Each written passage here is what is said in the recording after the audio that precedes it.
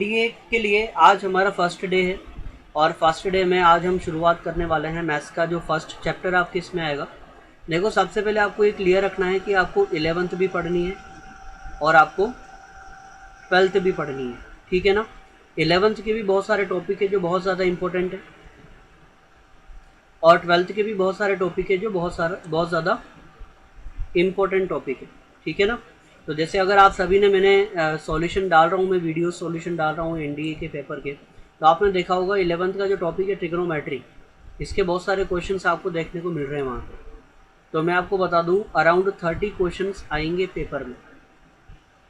30 questions तो अकेले trigonometry से ही आएंगे। 30% का मतलब कितना वेटेज हो गया? 10% तो ट्रिग्नोमेट्री का ही वेटेज हो गया, ठीक है ना। तो शुरुआत करते हैं अपन, एकदम बेसिक से अपन शुरुआत करते हैं, ठीक है। तो देखो, सबसे पहले आज जो हमारा जो फर्स्ट टॉपिक रहेगा, फर्स्ट टॉपिक हमारा रहेगा समुच्चय। समुच्चय, सेट्स, ठीक है। सबसे पहले हम शुरुआत इससे करेंगे। अब देखो, अब सवाल आता है कि क्या समुच्चय से कोई क्वेश्चन बनते हैं क्या? कैलकुलेशन वाले कोई क्वेश्चन बनते हैं क्या? तो इसका जवाब है नहीं, ठीक है। कैलकुलेशन वाले कोई क्वेश्चन समुच्चय से नहीं बनेंगे।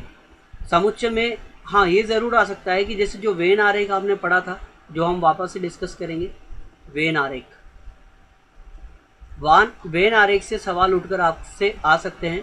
बाकी जैसे अगर अपन समुच्चय की परिभाषाओं पर जाएं, तो इससे अगर कोई सवाल बनता है तो वो बनेगा केवल और केवल डेफिनेशन पर बेस्ड, परिभाषाओं पर आधारित सवाल बनेगा। मतलब आप सवाल पढ़ोगे और आपके सामने फटाक से आंसर आपके सामने होगा, ठीक है ना। उसमें कोई कैलकुलेशन करने की ज़रूरत नहीं रहेगी। तो समुच्चय से भी अच्छे अच्छे क्वेश्चंस बने हुए हैं।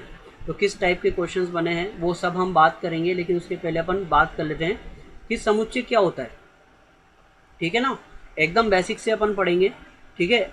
एनसीईआरटी से लेकर मेंस लेवल तक हम पूरा कंप्लीट करेंगे इसको। तो सबसे पहले बात आती है परिभाषा की, स्टेप बाय स्टेप अपन चलेंगे सबसे पहले, ठीक है। सबसे पहले बात आती है समुच्चय की परिभाषा, डेफिनेशन। तो किसको अपन समुच्चय बोलेंगे और किसको समुच्चय नहीं बोलेंगे, ठीक है। अब जैसे मान लो ऐसा है, जैसे मैंने आपके सामने दो टोकरियां रख दी, मैंने। एक टोकरी में मैंने रख दी है एप्पल, म्यूट कर लो बस अपनी साइड से, ठीक है। एप्पल रख दिए मैंने बनाना रख दिए, चलो हिंदी में बता देता हूँ, ठीक है ना। जैसे मैंने इसमें क्या रख दिया, एक टोकरी में मैंने रख दिया सेब, एक में रख दिया मैंने मेथी, पालक, ठीक है, केले और भी कुछ भी, प्याज, बहुत सारी ऐसे अलग अलग तरीके से मैंने बहुत सारे आइटम इसमें रख दिए। ये टोकरी नंबर 1 है और ये टोकरी नंबर 2 है। इसमें हमने क्या क्या रखा? इसमें हमने सेब रखा है, इसमें हमने पाइनएप्पल रखा है, इसमें हमने आम रखा है, इसमें हमने अंगूर रखे हैं, ठीक है ना।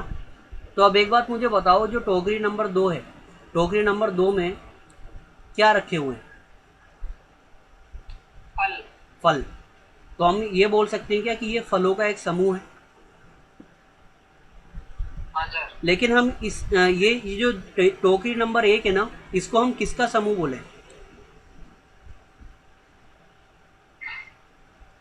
हम नहीं बोल सकते। हम इसको फल का समुच्चय भी नहीं बोल सकते, क्योंकि इसमें फल के साथ साथ सब्जियां भी आ रही हैं।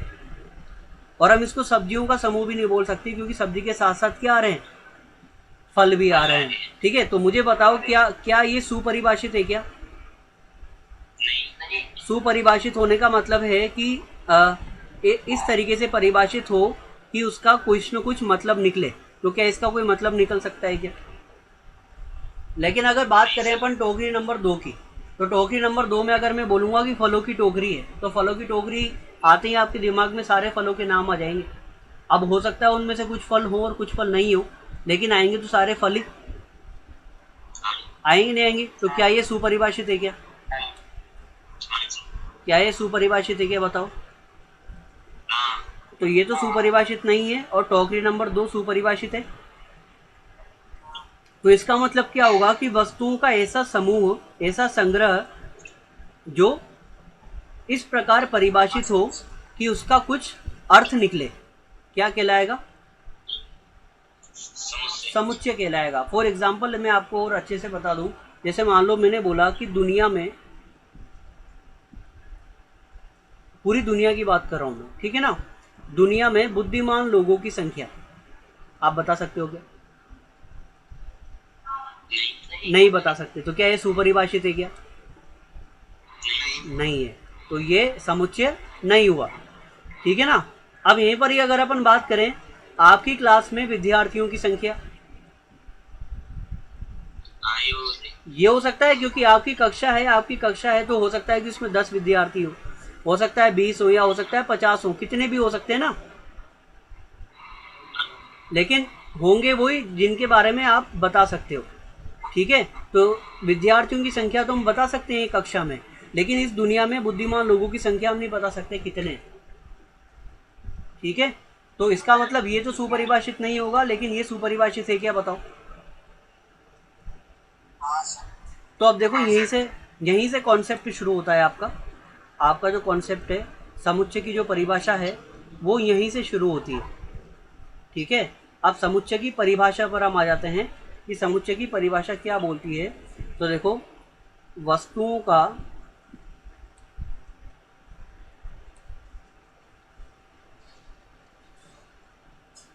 सुपरिभाषित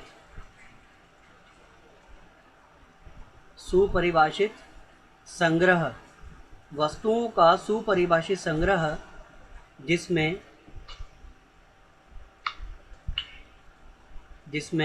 प्रत्येक वस्तु भिन्न हो, जिसमें प्रत्येक वस्तु क्या हो, भिन्न हो,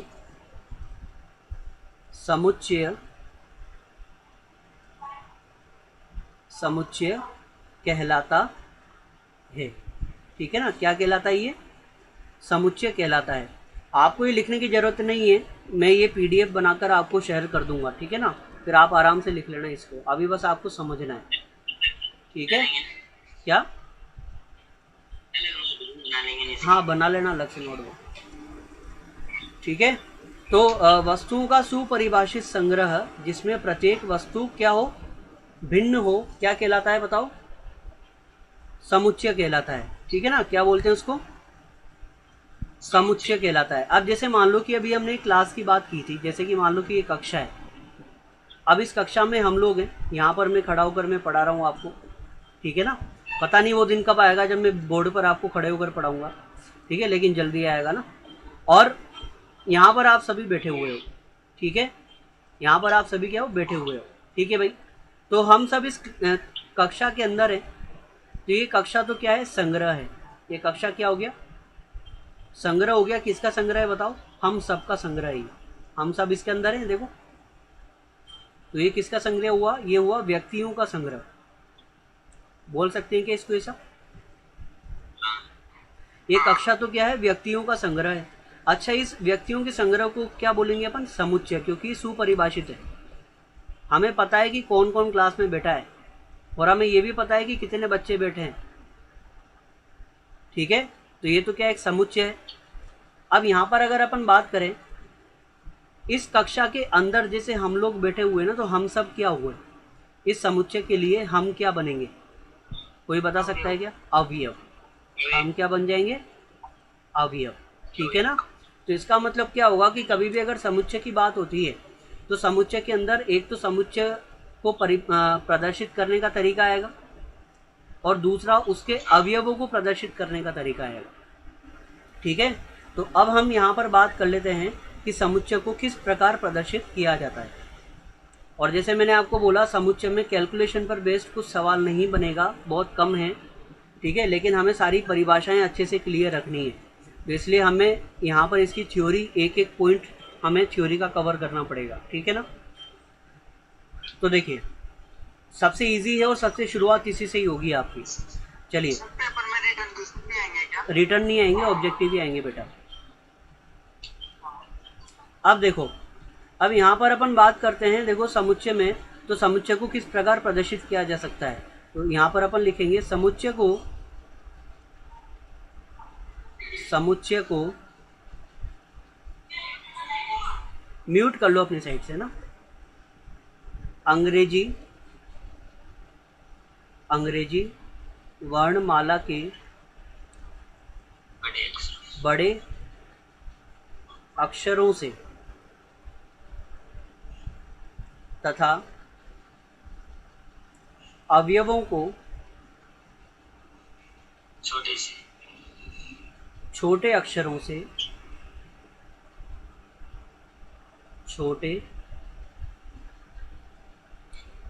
अक्षरों से प्रदर्शित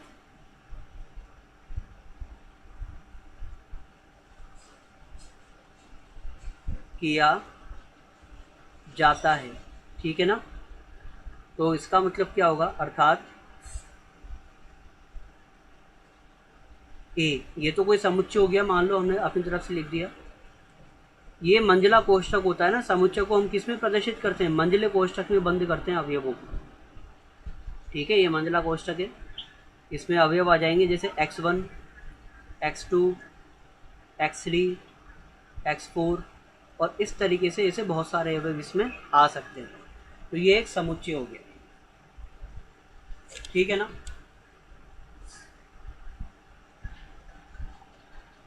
समुच्चय की परिभाषा तो क्लियर है ना आप सभी को, है ना। अब देखो कुछ जैसे मैथ्स में अगर अपन बात करें, गणित में ऐसे बहुत सारे समुच्चय हैं जो यूज होते हैं। ठीक है, तो यहाँ पर अपन बात करते हैं मैथ्स में, चलो हिंदी में लिख देता हूँ। गणित में उपयोग होने वाले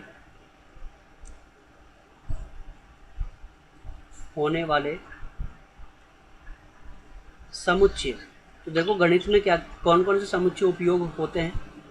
तो जैसे सबसे पहले अपन बात करें प्राकृत संख्याओं का समुच्चय। ठीक है, तो प्राकृत संख्याएं क्या होती है बताओ, और इसको कैसे प्रदर्शित करते हैं। हाँ, ऑल काउंटिंग नंबर्स, मतलब जैसे अपन गिनती बोलते हैं ना, तो गिनती अपन 1 से स्टार्ट करते हैं, तो ये काउंटिंग नंबर हो गए, और इसको अपन क्या बोलते हैं, प्राकृत संख्याएं। किससे प्रदर्शित करते हैं इसको, कैपिटल एन से। तो एन बराबर क्या हो सकता है, देखो इसको अपन मंजिले कोष्ठक में बंद करते हैं ना, और ये सारे के सारे अवयव हैं इसके अंदर जिनको अपन कोमा से सेपरेट करते हैं। तो ये क्या बना, प्राकृत संख्याओं का एक समुच्चय बन गया, ये काम में आता है। अच्छा, दूसरा अपन बात करें, देखो पूर्ण संख्याओं का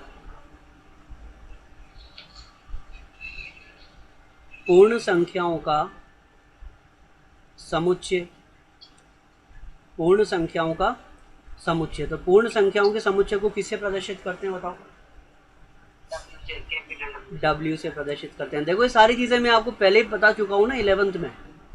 ठीक है, 11th में हम ये सारी चीजें पढ़ चुके हैं, और जिसने नहीं पढ़ी, जिसने 11th नहीं पढ़ी थी, मुझसे कोई बात नहीं, अब मैं अभी पढ़ा रहा हूँ। ठीक है ना। थर्ड वन देखो आप, पूर्णांकों का समुच्चय।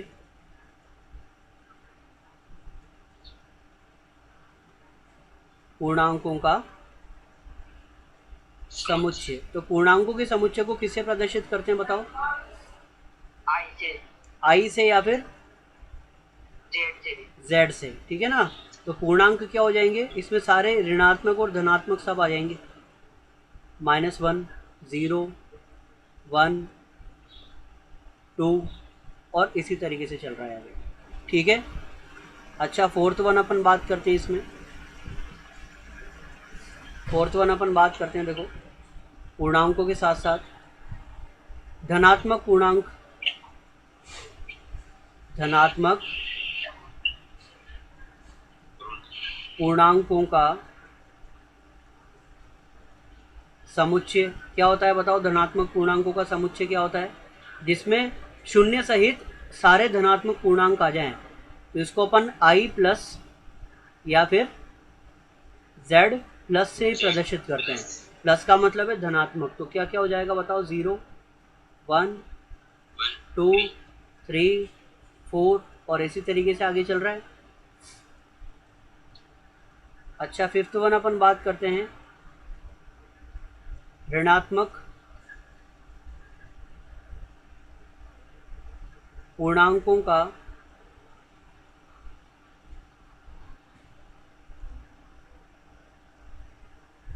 समुच्चय।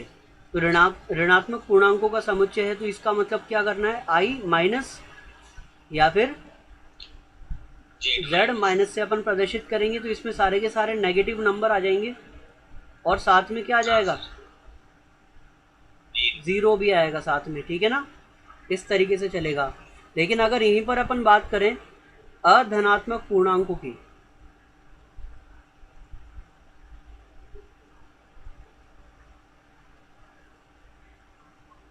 अधनात्मक पूर्णांक, तो अधनात्मक पूर्णांक का मतलब देखो, अधनात्मक पूर्णांकों को का मतलब क्या होगा, जो धनात्मक नहीं हो, ठीक है। धनात्मक नहीं होंगे तो क्या होंगे बताओ, ऋणात्मक होंगे। लेकिन अब इसके अंदर 0 आएगा क्या, इसके अंदर 0 नहीं आएगा ना, ये मैं आपको एक दिन डिस्कशन में मैंने बताया भी था, ठीक है। अच्छा देखो, अऋणात्मक पूर्णांक की बात करते हैं अपन।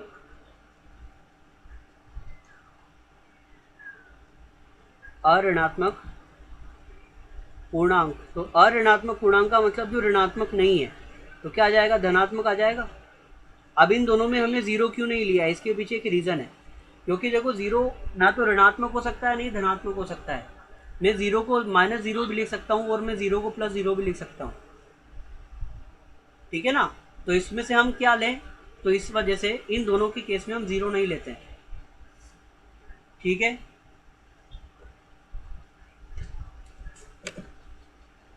ठीक है ना, ये नोट्स प्रॉपर मैं नोट्स की तरह ही लिखवा रहा हूँ आपको, ये आप लिखना आराम से, ठीक है। और अपन बात करते हैं, देखो इसमें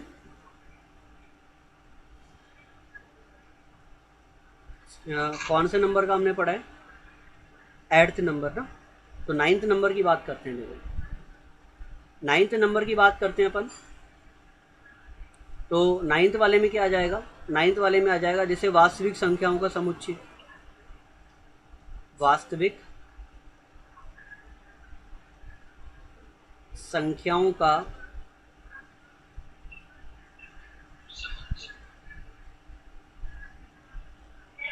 समुच्चय, ठीक है। तो वास्तविक संख्याओं के समुच्चय को किससे प्रदर्शित करते हैं अपन, आर से प्रदर्शित करते हैं, ठीक है ना। और एक और लास्ट में लिखवा देता हूँ, ये भी बहुत इंपॉर्टेंट है, ये मैंने आज सुबह वाली क्लास में भी आपको नाम लिया था, सम्मिश्र संख्याएं।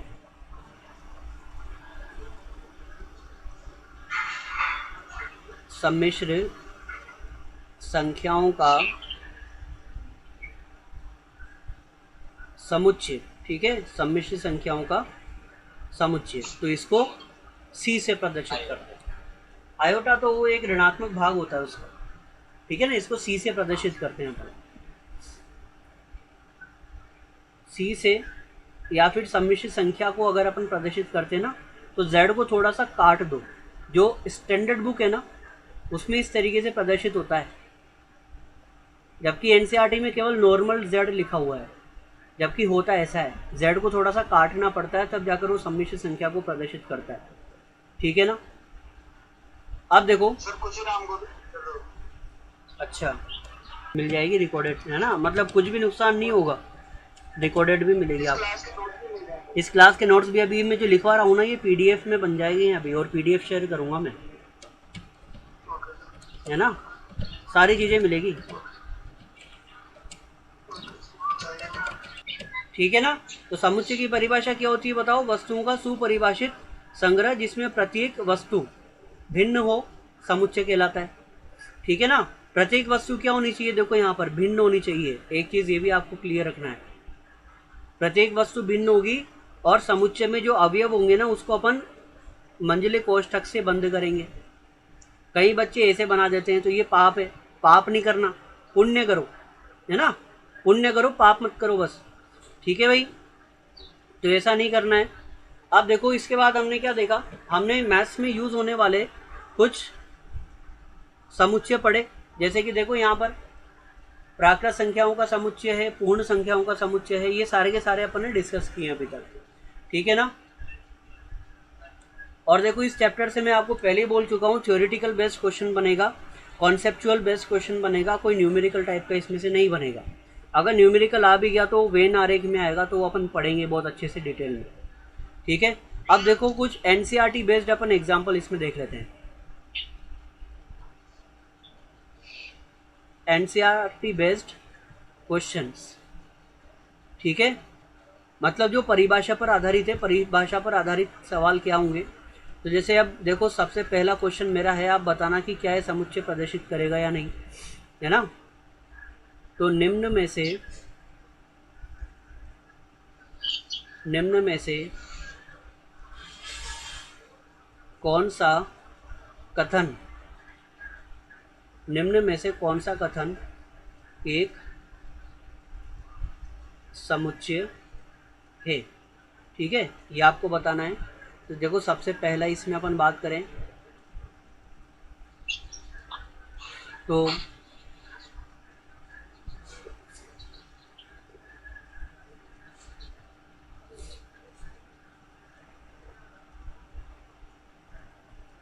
दुनिया में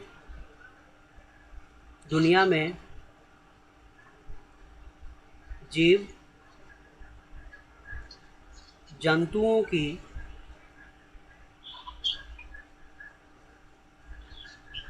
प्रजातियों का संग्रह, दुनिया में जीव जंतुओं की प्रजातियों का संग्रह, ठीक है। दूसरा अपन बात करते हैं, देखो इसमें पुस्तकालय में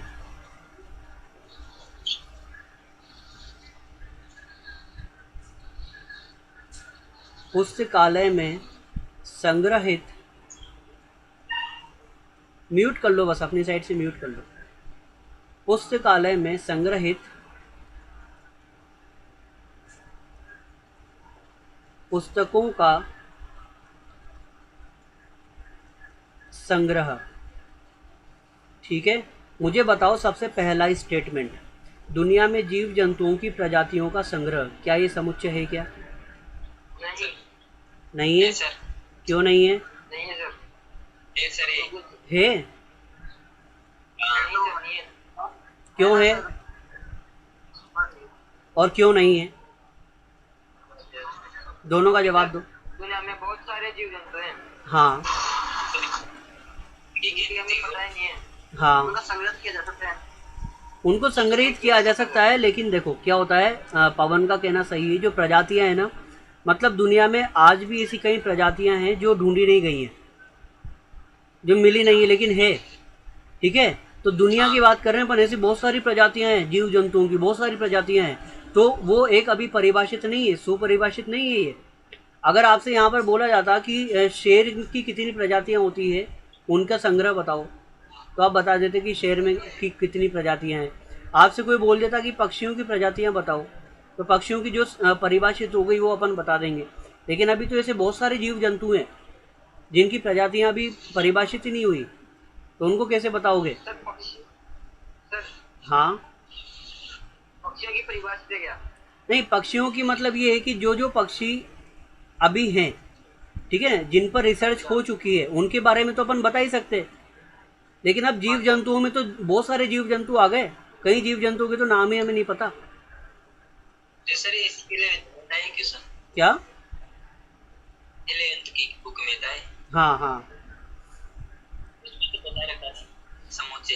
वो उसमें देखो, उसमें किस बेसिस पर बता रखा है ना आपको, उसमें किस बेसिस पर बता रखा है, मैं आपको वो भी बता देता हूँ। उसमें इस बेसिस पर बता रखा है कि जैसे मान लो कि यहाँ पर जैसे दुनिया में ये जो जीव जंतु है ना, ये उन जीव जंतुओं की प्रजातियों की संग्रह के बारे में वहाँ पर बताया था, जिनकी खोज हो चुकी है, जिनके बारे में हम जानते हैं, जिनके बारे में हम जानते हैं, ठीक है ना। तो यहाँ पर अगर अपन उस बिहाफ में अगर अपन आंसर देना चाहे ना यहाँ पर, जैसे दुनिया में जीव जंतुओं की प्रजातियों का संग्रह। तो यहाँ पर अगर मैं आपको और अच्छे से लिखूँ तो यहाँ पर खोजी जा चुकी अगर मैं लिख दूँ तब फिर आप बोल सकते हो कि हाँ खोजी जा चुकी प्रजातियाँ हैं जिनके बारे में हमें पता है। ठीक है, अब देखो यहाँ पर आ जाओ दूसरा, पुस्तकालय में संग्रहित पुस्तकों का संग्रह। क्या ये है क्या? बिल्कुल ये है, ठीक है ना, क्योंकि पुस्तकालय में जितनी भी पुस्तकें रखी गई है उनके बारे में हमें पता है कि कौन कौन सी पुस्तकें रखी गई है पुस्तकालय में। ठीक है ना, हमें पता ही है। अच्छा, इसी तरीके से अपन एक और चीज बात कर लेते हैं।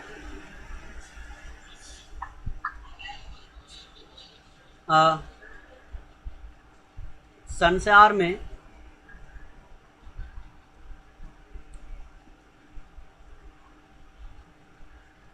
उपस्थित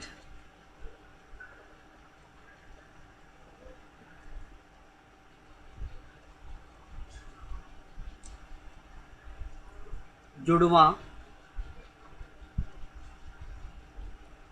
व्यक्तियों का संग्रह, क्या ये कर सकते हो क्या? नहीं, तो क्या ये समुच्चय है क्या? नहीं।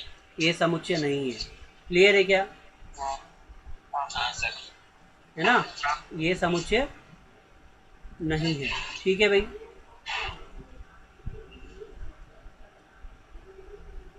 अच्छा अब देखो, अब अपन यहाँ पर बात करते हैं। देखो ये तो थी परिभाषा पर आधारित एग्जाम्पल, जो इजी इजी एग्जाम्पल थे। ठीक है, अब अपन बात करते हैं समुच्चय को लिखने का तरीका। समुच्चय को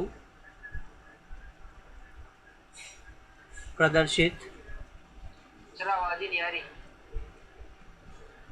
आवाज नहीं आ रही? आ रही है सर, तो ये आ रही है ना आवाज? तो हाँ। आ रही है बेटा, आवाज तो आ रही है। पवन,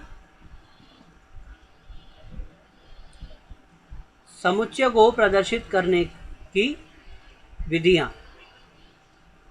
देखो समुच्चय को प्रदर्शित करने की विधियां जो है, समुच्चय को दो प्रकार से प्रदर्शित हम कर सकते हैं। दो प्रकार से, किस प्रकार से प्रदर्शित होगा? सबसे पहला तो है सारणी रूप,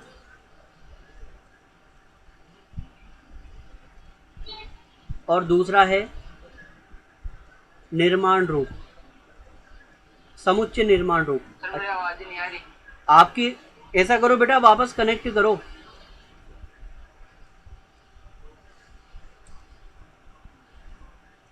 समुच्चय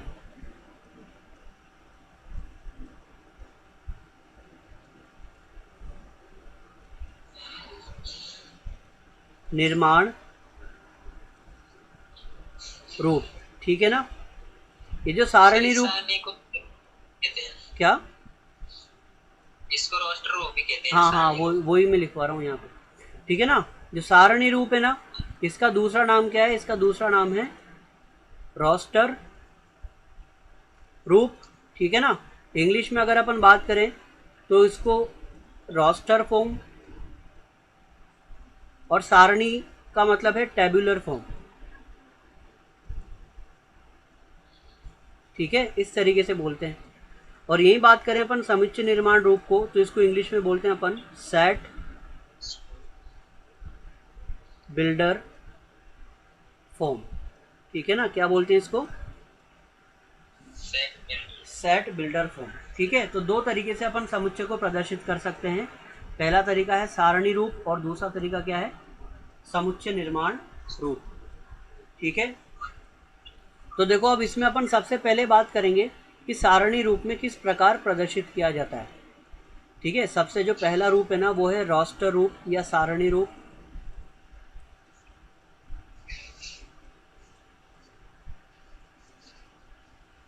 रोस्टर फॉर्म और टेबुलर फॉर्म। कल आपकी फिजिक्स की क्लास होगी, जो एलन वाले सर है ना, वो पढ़ाएंगे 10 बजे सुबह। ठीक है सर। है ना? हाँ, तो तैयार है ना? और जो लिंक आएगा मैं शेयर कर दूंगा। चलिए, तो रोस्टर रूप है, तो रोस्टर रूप में क्या होता है? इस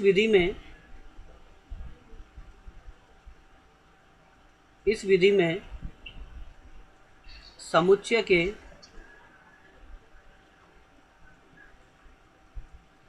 समस्त अवयवों को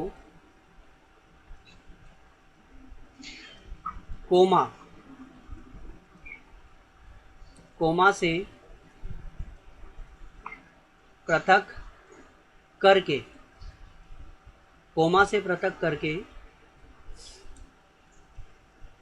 मंझले कोष्ठक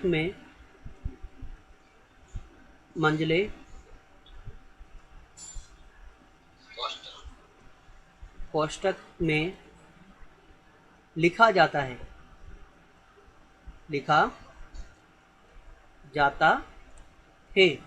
देखो फॉर एग्जाम्पल, प्रथम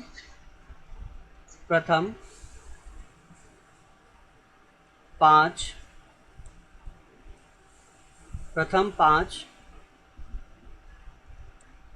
प्राकृत संख्याओं का समुच्चय।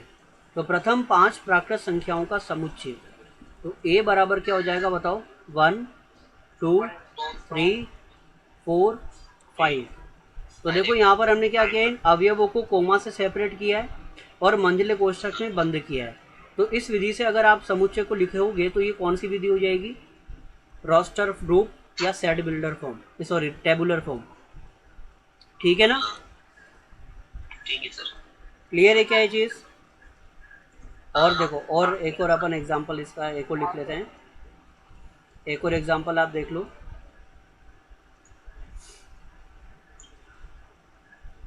-1 से बड़े व 5 से छोटे पूर्णांकों का संग्रह। तो क्या होगा बताओ?